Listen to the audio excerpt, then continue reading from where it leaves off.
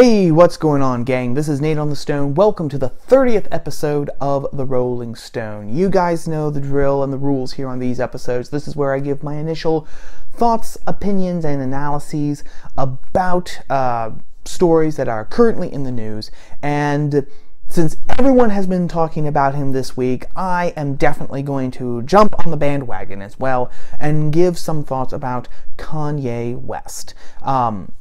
Kanye West, as I'm sure that you've heard, he just released a new album called Jesus is King, which is a Christian rap album, because Kanye West has actually become a born-again evangelical Christian. Now, nothing really unique about releasing a Christian album, but a lot of people do that, apparently, even though that is not an area of the music world that I am very familiar with. FYI, fully admit that here.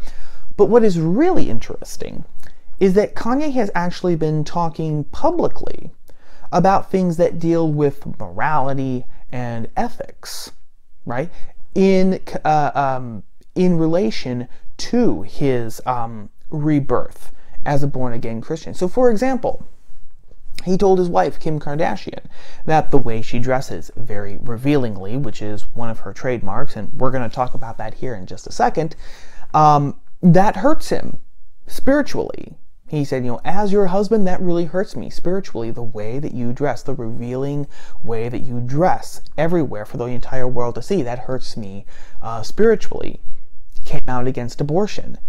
He came out and he spoke against the unspoken epidemic of pornography, telling an interviewer that he started looking at pornography when he was 5 years old, when his dad left one of his Playboys out in the open, and he just picked it up and started looking at it. Said, that made my life take a trajectory that I have only recently changed.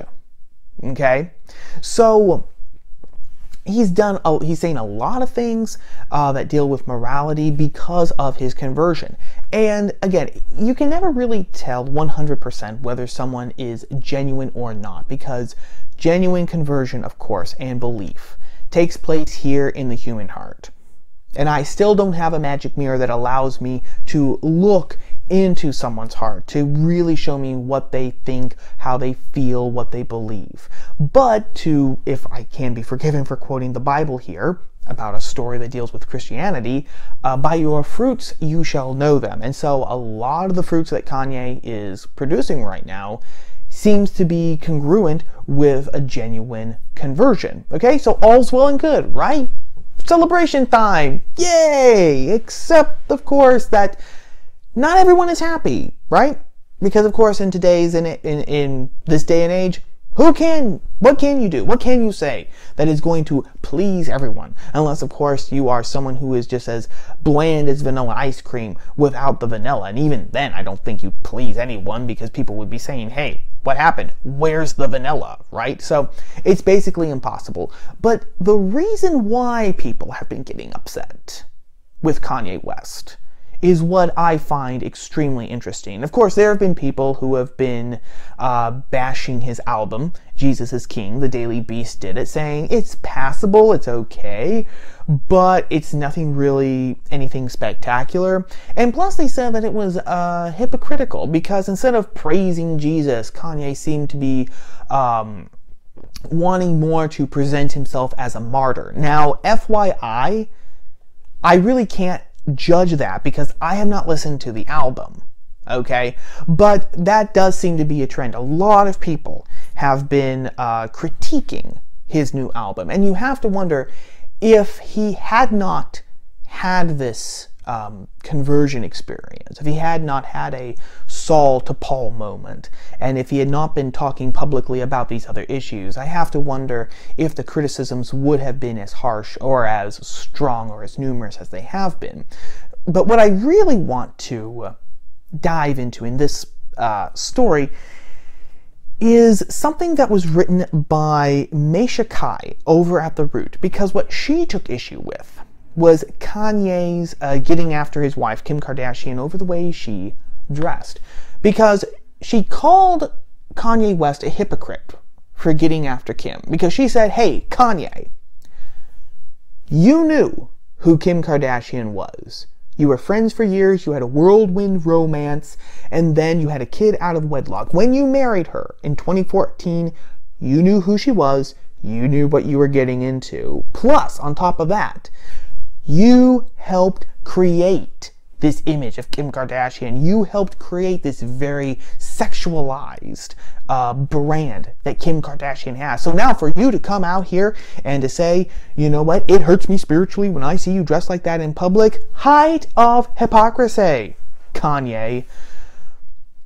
And that's what's really interesting, because I think in making that argument, Maisha Kai acts as a microcosm for our culture today, because our culture is one that really does not understand traditional Orthodox Christianity. We can't wrap our heads around it, okay? Because, of course, you're not a hypocrite if you change your life, right? If you say, do, or support things, you know, in the past, but then you change your mind. You have a religious experience, right? You change faiths. You go back to the faith of your childhood. You make your own faith, right? And then, of course, you start to condemn what you said, what you did, what you supported in the past. You're not a hypocrite. You are not automatically a hypocrite. You're only a hypocrite if your words and your actions don't align. You say one thing and you do another, or you do one thing and you say another. So, for example, when we read A Christmas Carol, when we reach the end of the story, we don't, point to Ebenezer Scrooge and call him a hypocrite because he is acting completely differently than how he acted and believed at the beginning of the book. No, we say that he had a religious experience. He changed his life. He was transformed. He was a better man. So just because you come out against things that you were perfectly all right for, right, doesn't mean you're a hypocrite. Again, this is where the comparison with, Saul to Paul comes in. Saul, a Pharisee, persecuting the early Christian church. God, right, Jesus, comes down, talks to him, and Paul has a religious experience, has a conversion, changes his name to Paul, the whole 9 yards, and all of a sudden, he becomes the apostle of the Gentiles. He's not a hypocrite. He changed. So, but what that shows, and what Maisha Kai really shows, like I said before, we can't wrap our heads around religion, traditional Orthodox religion, particularly Christianity, because we don't want to. There's a great quote by G.K. Chesterton, one of course, many, where he said, "The trick is not to get men to tolerate their religion, but to get our religions to tolerate us." And that's the real thing, because when we have a religion, when we are religious and not simply spiritual, that necessitates that we change our lives. We change how we act. We change how we think, right? We change what we stand for, if we really, really take our faith seriously. And this is something that the modern world has a huge problem with, because the modern world, like human nature in general, wants to have its cake and eat it too. That's, in my opinion, that's the real rise in the number of people, the percentage of people who identify themselves as spiritual but not religious. Because if you're spiritual but not religious, what that means is that you can have all of the advantages of believing in the supernatural, right? Or in supernatural entities. But you really don't have to change your life, because there is not an omnipresent, omniscient, eternal, uncaused cause at the center of all reality outside of time and space, who basically says, okay, if you follow the truth, that means you have to align yourself with the truth, which means that you've got to get your act together. You have to put your house in order, and you're going to have to change your life. We are we shudder. Our skin starts to crawl when we hear that. Not only because we know it's going to be hard, but, we're very comfortable where we are, right? And so Kanye West, to bring this all back to Kanye West, he's really acting right now as a sign of contradiction.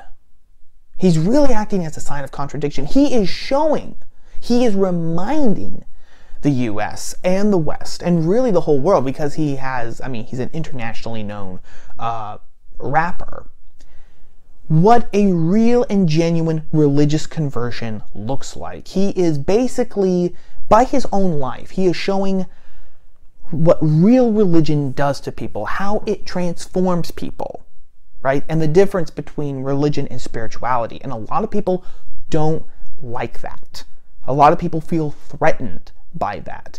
And so that's why a lot of people are really getting the long knives out for Kanye. I mean, they were already out before because he made the huge mistake. I mean, from the perspective of the left, he committed the sin of actually, not, saying horrible things about Donald Trump simply because he's Donald Trump. So that was his first mistake, and now he has just compounded that with his conversion to Christianity. But that is story number one.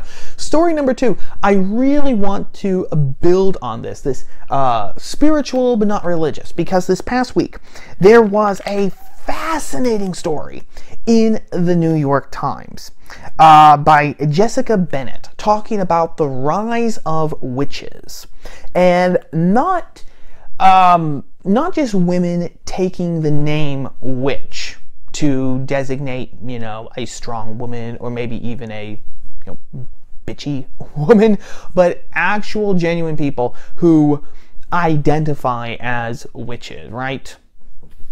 So Jessica Bennett says that today, among millennials especially, and even some Gen Zers, witches are everywhere. She says, they're your colleagues, they're your co-workers, they're on panels, they're doing podcasts now, they're writing books and everything. Witches are everywhere. Witches are everywhere. And some of the examples that she gives in the book section. One of the books is Modern Witchcraft by Deborah Blake, who describes herself as a Wiccan high priestess, where she makes the argument that witchcraft is a female religion, right? Another one, Revolutionary Witchcraft by Sarah Lyons, the history and practice of politically motivated magic. Okay? So, if you feel like you have no power at the ballot box, if you're just being totally crushed by the white, straight, patriarchy, witchcraft will save you. Witchcraft will make you powerful, right? You are not just Catwoman, hear me roar. You are women. Watch me hex you, right? Which actually is what's happening. Last year, there was a group in New York, a coven, as they call themselves, who got together to actually hex Brett Kavanaugh. Now, I don't know the exact specifics of what the hex was supposed to look like. Whether that was supposed to give him turmoil and anguish in his personal life. Was it supposed to keep him off of the Supreme Court? I don't know. But a whole bunch of people got together to hex Brett Kavanaugh. And interestingly enough, Jessica Bennett, who wrote this piece in the New York Times, she ends her piece with this fascinating quote from a woman named Nell Scovell, right? She works in television, okay? She worked on Charmed and I believe Sabrina the Teenage Witch, if I'm remembering it right. But Nell Scovell said, "These days, so many women feel powerless that it's fun to think about flinging Bill Barr into our wall with the flick of a finger." Now, I really want to hone in on that, because we have a contradiction here. Cast your mind back to 2018.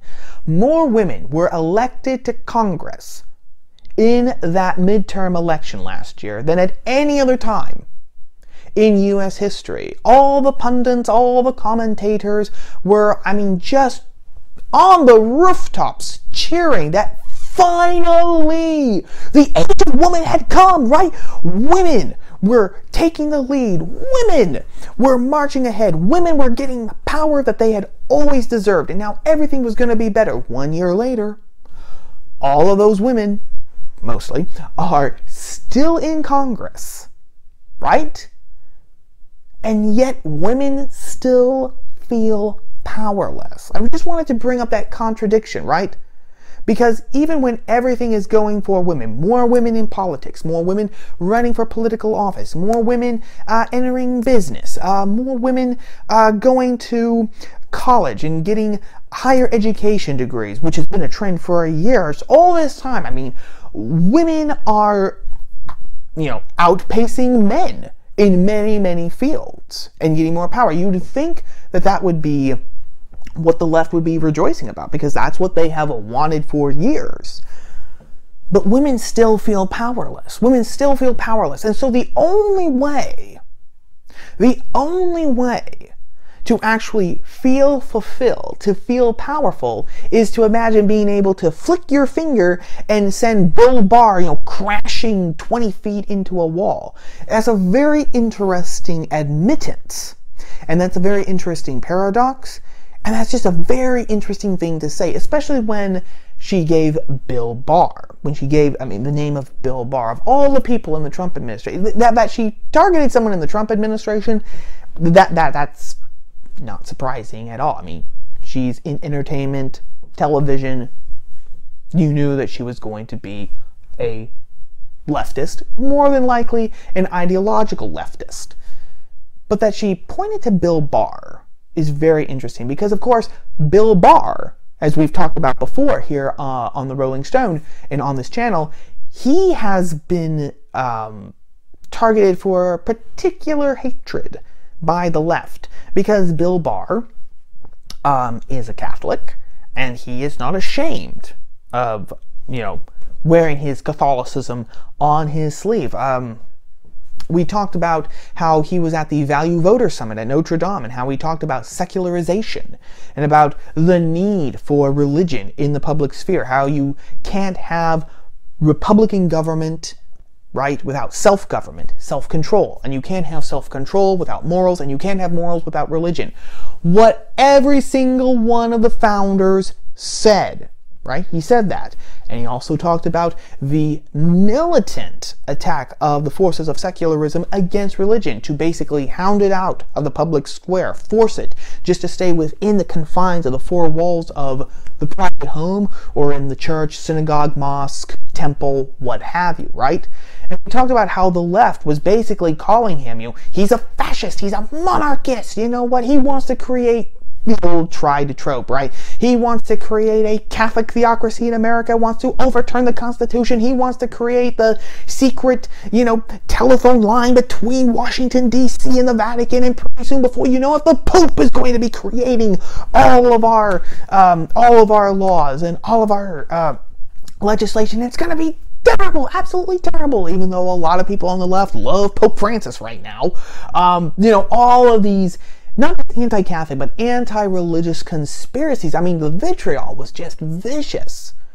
So it's not a coincidence why Nell Scovell would have picked Bill Barr, because he is the antithesis of this rise of witchcraft. Again, it's the difference between religion and spirituality, because if you look at what these people are doing, these people are going into witchcraft. Why? First of all, I think because they're empty. A lot of people are hollow, and they want to believe so desperately in something. They want to believe so desperately in something. That's a big reason why so many millennials and Gen Zers, FYI, don't have a problem with socialism and communism anymore, right? Because they are desperately trying to find an identity. They're trying to find something that will fulfill them, give them purpose in life. Socialism and communism do that. And today, so many people, right, when religion in many ways has become hollowed. It's interesting. It's much like California, right? In the 60s and in the 70s, the left started marching through the institutions, including religion. And they basically liberalized, right, a lot of the Christian churches, which is honestly a trend that had started in the 30s. But it just really accelerated in the 60s and the 70s. And now, that all of these mainline churches, these mainline Protestant churches, and even a lot of mainline Catholic churches, honestly, too, they've become liberalized. They've become houses now of progressivism. A lot of people are disenchanted with them. And a lot of people are leaving them because they're bored. They don't fulfill you spiritually. They don't fill your soul. And so now a lot of people, because of that hollowness, they're turning to witchcraft. They're turning to witchcraft thinking, okay, this is what will fulfill me. But not only that, but a lot of people are turning to witchcraft because it promises you power in the here and now. There it is. Remember, look at these books. Modern witchcraft, right? It's a religion for women. In other words, a space where women are powerful. Revolutionary witchcraft, where, witchcraft is now is politicized. It's used for the political. So people want power. That's the whole point of the spirituality. Not only can I say, hey, I believe in a higher power, I believe, in being kind, except to the people who don't deserve it, right? But you don't have to change, because instead of loving your enemy, instead of being kind to those who do evil to you, instead of turning the other cheek, right? Which is what we are all called privately to do, right, as Christians. Witchcraft says, get him back, get revenge, right? Imagine, flinging Bill Barr into the wall, put a hex on Brett Kavanaugh, right? Ruin his life and everything else. It's a fascinating reveal into where the country is spiritually, which is very, very important, because as Russell Kirk would say, a country can only exist with a culture. And the word culture comes from the word cult. What do we as a society put together at our center, right? Doesn't mean that everyone in the culture has to follow that cult, has to follow those beliefs, but we have to recognize that they are there. We have to recognize that it's what has made our country what it is. And there has to be a general broad consensus as to, yes, we are going to follow these things whether we believe them or not, right? And what we are seeing happening is that the center of our cult, which is the nucleus of our culture, that has been shifting. That is the cause for all of the chaos that we're seeing. But that was a really interesting, fascinating piece. Wanted to share that with you guys. Our third story, to end on a little lightheartedness, but as you always know, even the lighthearted stories have something serious to them, is about Baby It's Cold Outside. The song, Baby It's Cold Outside by Frank Lesser. As you know, Halloween is past, more the pity, and now that means, of course, that it's Christmas time, right? Get those trees up, sing those carols so we can take everything down on the night of December 25th so that we can start putting up Valentine's Day, right? Who cares about Thanksgiving, which is now just called Turkey Day, which really means that that's the day where we fall down and we thank the turkey gods for allowing their flock to be pumped with steroids to get them as disgustingly fat as possible so that stores have more poundage to sell to us, right? Because that's the spirit of thanks anymore. Even that is too boring and not marketable and commercial enough. We've got to skip right from Halloween to Christmas, right? Which means, of course, that it's the time for carols and Christmas songs and chestnuts roasting on an open fire, even though it's not going to be winter for another month and a half, FYI. But that, of course, means that one of the songs that will be heard in cars and, as you're sitting with your significant other on the sofa is Baby It's Cold Outside. And as I'm sure you all know, this is the song that has just put people in knots for a couple of years now. Because, of course, don't you know, it's a song that even though it was written 60 years ago, it is a song that has to do, unquestionably, with date rape. Because of the line, say, what's in this drink? You all know the song, right? It's basically a flirtatious song between a man and a woman. The woman is basically playing hard to get. She's saying, oh, I really have to go. My sister's going to worry. My mom's going to worry. My dad's going to be pacing the floor. The neighbors will talk, And the guy, he's trying to say, oh, stay a little longer, stay a little longer. And of course, look at, baby, it's cold outside. The snow is blowing. My, you look beautiful tonight. Not even necessarily, so that he can get her into bed. Just so that, they can, make out like, young lovers do, on the sofa before he has to take her home, right? Right? So it's not necessarily even about sex. But that song has now been declared problematic in the Me Too woke age that we live in, because in the song he pours her a drink and then she says, hey, what's in this drink? Oh my God, he slipped her a Mickey. Right? He's drugged her.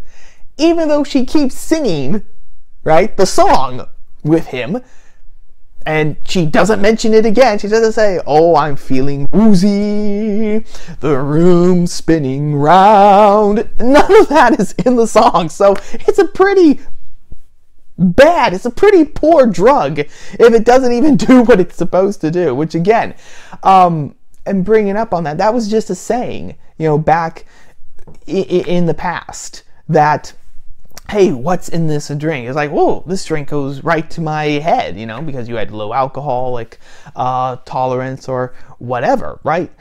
So doesn't mean that it's date rape, doesn't mean that he drugged her or anything. It's just a flirtatious song between a man and a woman dancing the dance that men and women have danced since the very dawn of time, and hopefully, please God, we'll keep dancing until the world, is destroyed at the crack of doom. But thankfully, everyone who is woke, everyone who saw this song as problematic, can now rest easy, because John Legend, right, and Kelly Clarkson have ridden to our rescue, and they have given, in the words of the New York Times again, a Me Too remake to this classic. So now the lyrics sing, okay, starting, the woman says, I've got to go away.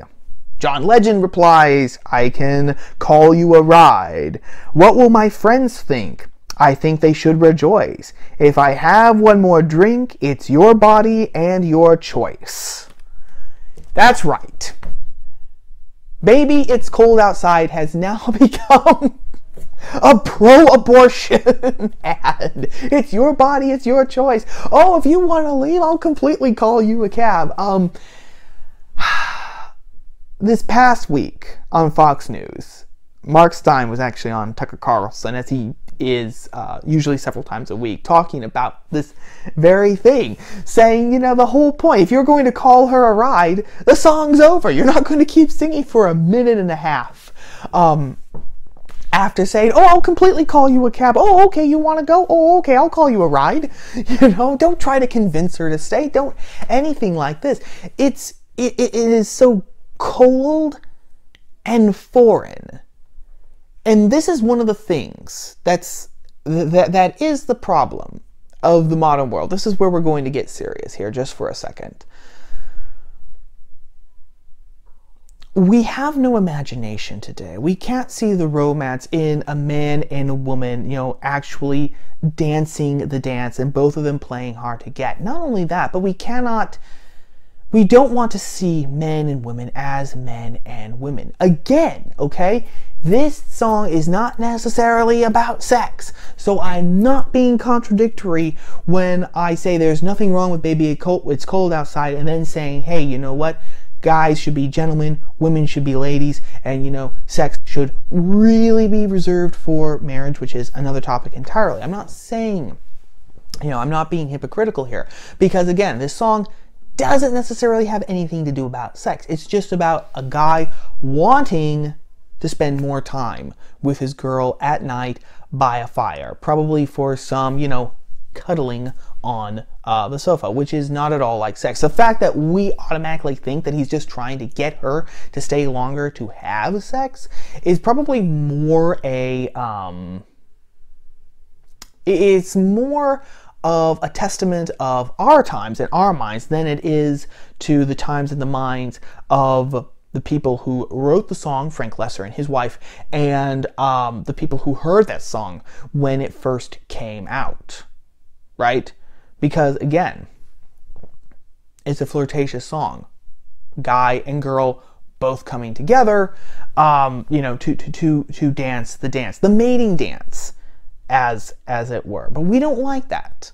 We don't want that. Everything has to be dull, boring, and everything has to be made for this time. This is one reason why really nothing that comes, that is created in this time, is going to last.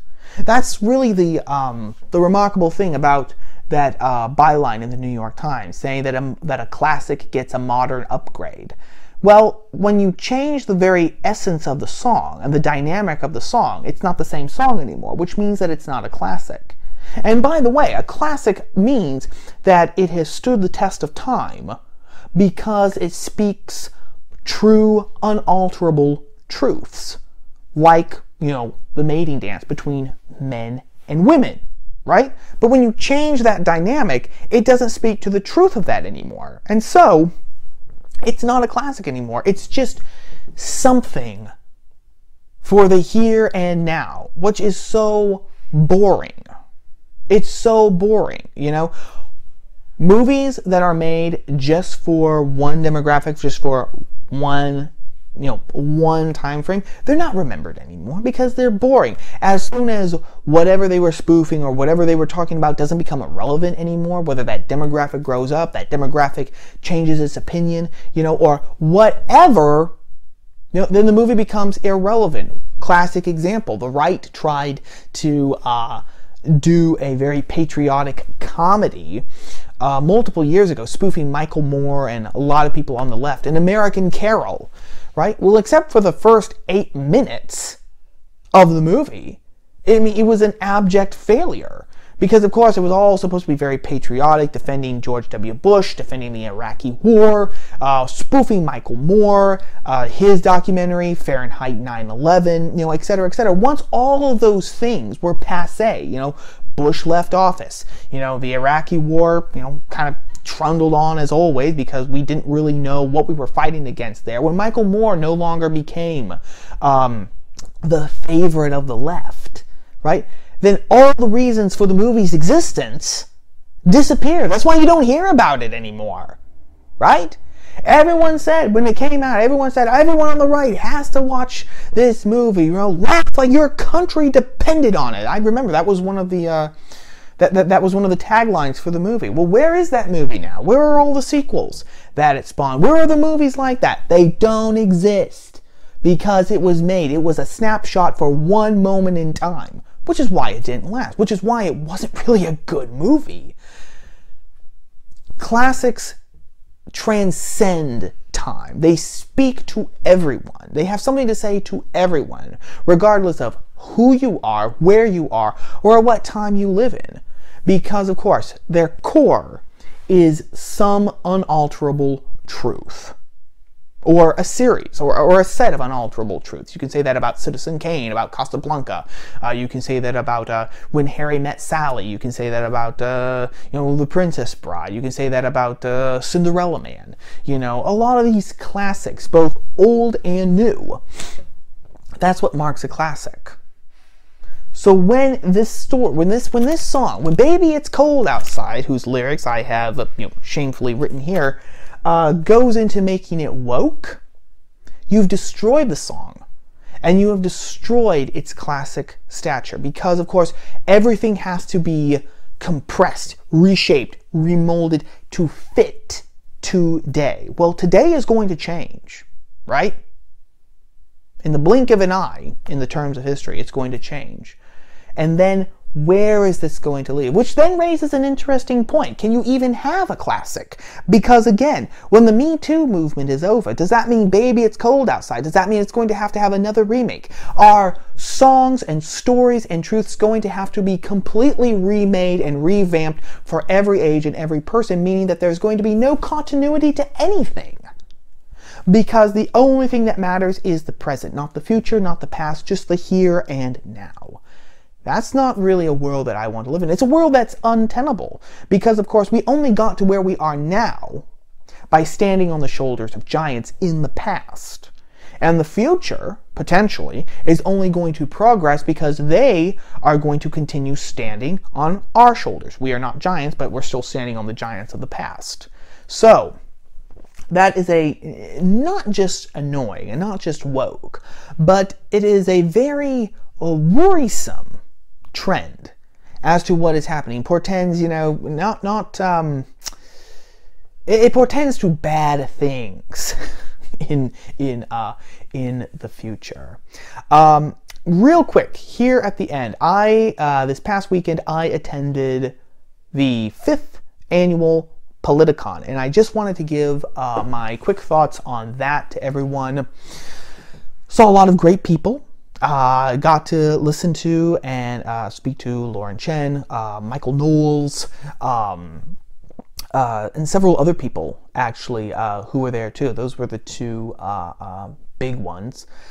But once again, I should mention too that this was the first time that it was in Nashville, Tennessee. This was the first year that it was not in Los Angeles. And there was actually some debate as to whether this is going to become the norm, whether Nashville is going to become the new center of Politicon or whether it's actually going to become a traveling show. And every year a new city hosts it. But the big problem again was that there was so much heat and so little light. And what was interesting is that this year you could actually see the cracks in the modern right play out. I did not personally see this, but a friend of mine who was also there at Politicon, Michaela Bearpaw, whom I've talked about before, follow her on social media, follow her channel here, she's awesome. She witnessed this. Nick Fuentes, who also has a YouTube channel here, he was basically escorted out of a talk at Politicon this year that Charlie Kirk was giving because he's been very critical on on several positions of Charlie Kirk being the founder of Turning Point USA. And then, actually, there was a whole fracas between Michaela and Nick Fuentes, having to do with a photograph where Nick Fuentes was basically, taking absolutely no responsibility for his reaction in this photograph. I highly suggest that you follow Michaela on Instagram. I will post a link to her Instagram account in the description box. She has explained it much better than I can. So it really just showed, so you have this friction between Charlie Kirk and Nick Fuentes, and then between Michaela and Nick Fuentes too. It just really showed, I think, the cracks and the divisions that are widening in the modern conservative movement. And we've talked about this before here on The Stone, on this channel. If you remember my video about the big problem with modern day conservatism, where we talked about Kathy Zhu, talked about Lauren, talked about Allie Beth Stuckey, and I said that the real problem with the right is that it is either too lazy or it is too afraid to actually sit down and to actually have a series of serious philosophical discussions about basic principles. What does the right stand for? We all know what the right is against, but what does the right stand for, right? We can say freedom, liberty, capitalism, free markets, religion, all day long until the cows come home. But what do the words mean? What do those words mean, right? We don't want to have that debate. And now people are starting to understand that when different factions of the right use the same word, they're not saying the same thing. That was really on display here at Politicon. And the right had better get its act together, because the world is changing, as it always does, and it is not changing the way that the modern right would like it to change. And the only way that the modern right can actually reverse that is if it gets serious, thinks outside the box, and actually has these serious philosophical discussions. But I have talked for way too long, so I am going to stop the video here. Happy weekend. I will see you all on Tuesday. Ciao.